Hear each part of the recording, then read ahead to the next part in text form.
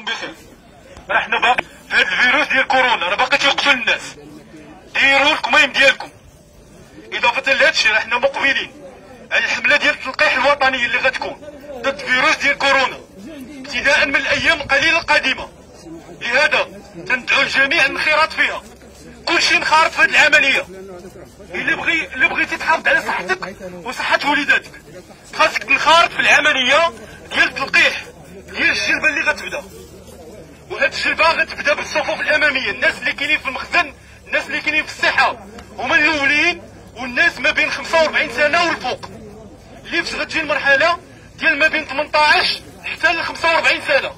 لهذا كلشي مدعو انه ينخرط في التلقيح، كلشي يدير الجلبه. اللي ما دار الجلبه تتكون هضره اخرى، لانك من تدير الجلبه ديالك تيعطوك كارني بانك درتي الجلبه ديال فيروس كورونا. وبالتالي الا وقف شي واحد وقلنا ليه فينا هو الجلبه واش دير الجلبه ولا ما ديرهاش، راه ما كاينش كذوب، غنقول ليه جبد لاكارت ديالك بانك درتي الجلبه. لهذا الجميع خاصو ينخرط في هذه العمليه ديال الجلبه.